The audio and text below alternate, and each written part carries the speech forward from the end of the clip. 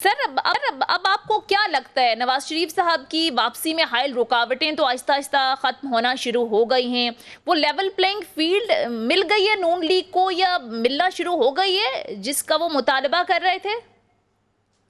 میرا انالیسس اس سے بالکل مختلف ہے. مجھے تو نئی پرابلمز نظر آ رہی ہیں.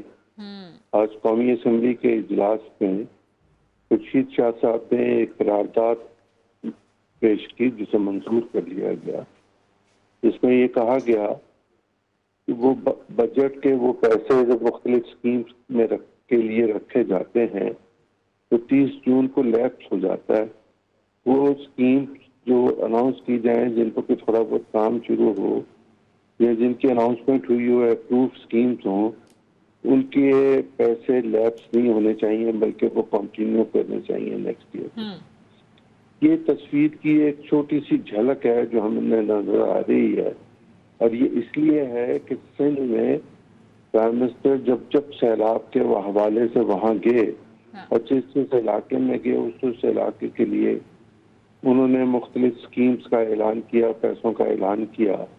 اور آج جو مالاکنڈ کا جلسہ تھا، اس کی زبان، اس کی باڈی لینگویج، اس کے فکرے اور اس میں اس بات کا اظہار کہ ہم ووٹ نہیں دیں گے اگر آپ پیسے نہیں دیں گے، اور ساتھ یہ بھی کہہ دیا گیا کہ اس بجٹ کے ساتھ ہمارا لینا دینا نہیں ہے، ہمارا کوئی اس میں رول نہیں ہے، اور اسحاق ڈار صاحب اس میں رکاوٹ ہیں.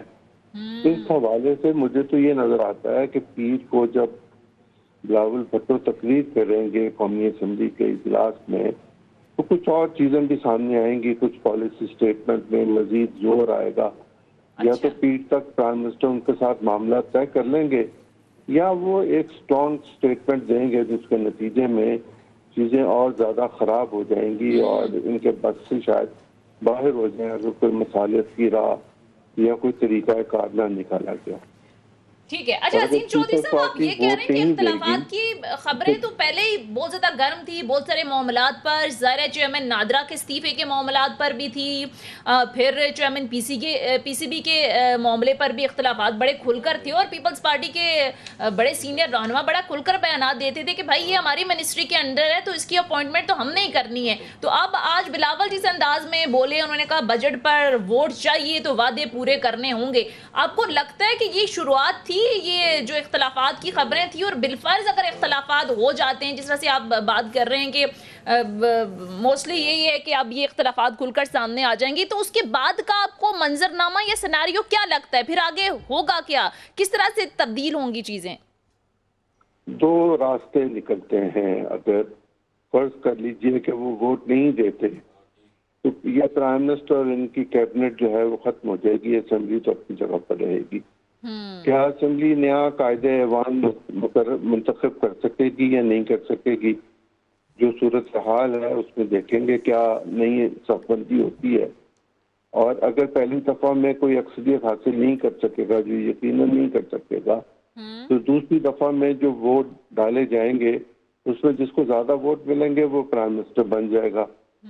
ٹینیور تو ابھی اسمبلی کی باقی ہے 12 اگست تک، اور اس وقت تک پرائم منسٹر بھی رہنا ہی ہے کسی نہ کسی کو.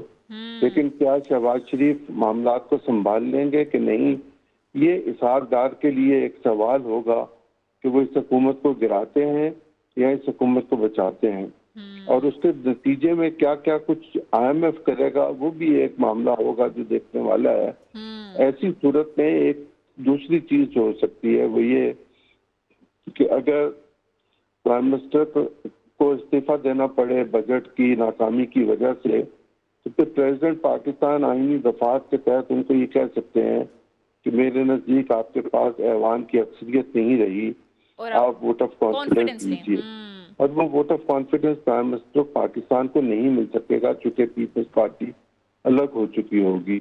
تو ایسے میں پھر نئے پرائم منسٹر کا انتخاب ہوگا، اور اگر ووٹ آف نو کانفیڈنس آ گیا ہو یا اس طرح کی صورتحال ہو تو پھر پرائم منسٹر اسمبلی توڑ نہیں سکیں گے، اخلاقی طور پر بھی اور قانونی طور پر بھی. اسمبلی اپنی مدت پوری کرنے جائے گی، اور میرے خیال میں اس کے لیے انتخاب پرائم منسٹر کا جیسے میں نے آپ سے کیا یہ تو عظیم چودھری صاحب بڑی خوفناک پکچر پیش کر رہے ہیں آپ گورنمنٹ کے اینڈ پر.